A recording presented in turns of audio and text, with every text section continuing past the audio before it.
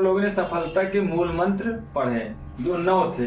उन मूल मंत्रों को केवल जो है वीडियो में देखना ही नहीं है, उन सारे बिंदुओं पर जितने भी बिंदु थे मूल मंत्र के, उन मूल मंत्र को पालन भी करना है अपने जीवन में सफल होने के लिए। चाहे जिस क्षेत्र में हो, कोई भी क्षेत्र में उन मूल मंत्रों को आप जो है अपना सकते हैं। पढ़ाई के क्षेत्र में ही नहीं, अध्ययन के क्षेत्र में ही नहीं, अपने खेती बाड़ी के क्षेत्र में, या जो भी कोई जॉब कर रहा हो उस क्षेत्र में, या कुछ भी कोई कार्य कर रहा अपना व्यापारिक या व्यवहारिक, उसमें वो अमल कर सकते हैं। उनको अमल करना है उन 9 बिंदुओं को। अब हमने कल जो है पिछला वीडियो परमाणु से खत्म किया, प्रोटॉन इलेक्ट्रॉन से खत्म किया, इन्हीं से पूरा ब्रह्मांड बना हुआ है।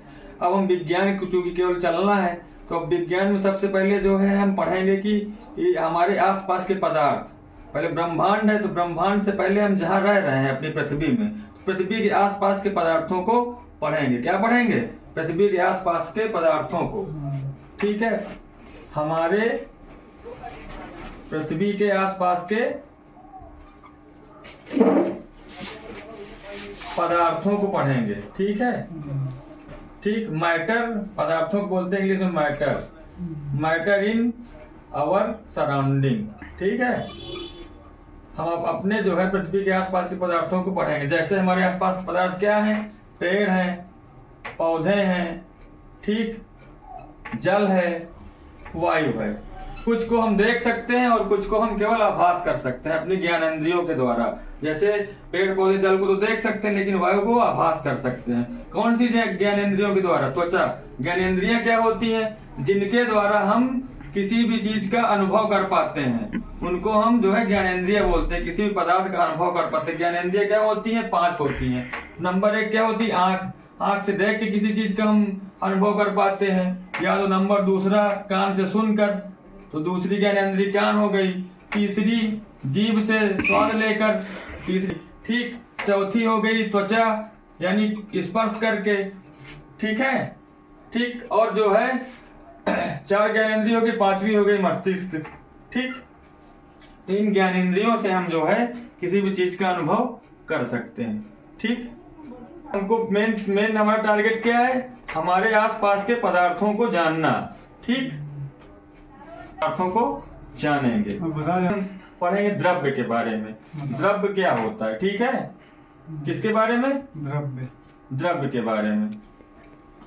हमारे आसपास के पदार्थों में हम सबसे पहले किसके बारे में जानेंगे? द्रव्य के बारे में। ठीक, द्रव्य जो है किसी वस्तु को जिसमें द्रव्य जो है, द्रव्य को समझ गए ना कि हम जिसको हम अपने ज्ञानेंद्रियों द्वारा आभास कर सकते हैं, वो सब क्या है? द्रव्य है। जिस भी चीज को ज्ञानेंद्रियों के, जैसे वायु है वो भी द्रव्य है, पेड़ पौधे हैं वो भी द्रव्य है, ठीक है, धातु है वो भी द्रव्य है, या ये लैपटॉप दिख रहा है ये भी द्रव्य है, प्रिंटर दिख रहा है ये भी द्रव्य है, सीबीसी मशीन अंदर रखी हुई है वो भी द्रव्य है।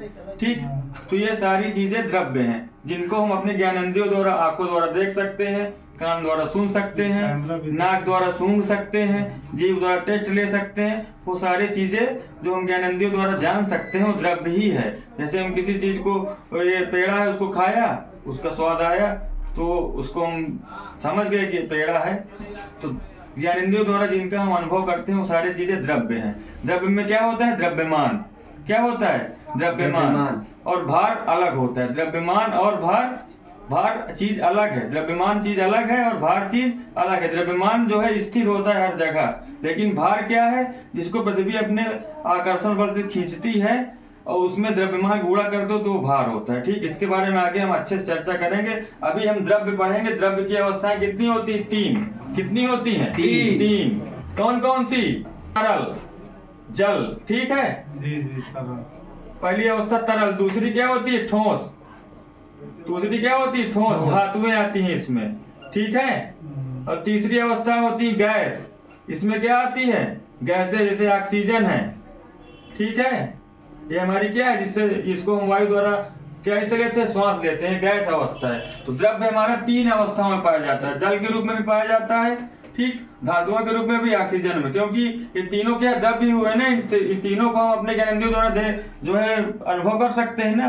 ज्ञानेंद्रियों जिनको अनुभव कर सके वही द्रव्य है। तो द्रव्य हमारी 3 अवस्थाएं होती है, तरल, ठोस और गैस। ये एक दूसरे परिवर्तित भी हो जाती है। जैसे पानी है, पानी को अगर जो है हम फ्रीजिंग कर देंगे तो ठोस में परिवर्तित हो जाएगी बर्फ में, और पानी को अगर हम गर्म कर देंगे 100 डिग्री टेम्परेचर के ऊपर में तो वो गैस अवस्था में, यानी ये जो है द्रव्य एक तीसरों अवस्थाएं परिवर्तित भी हो जाती है।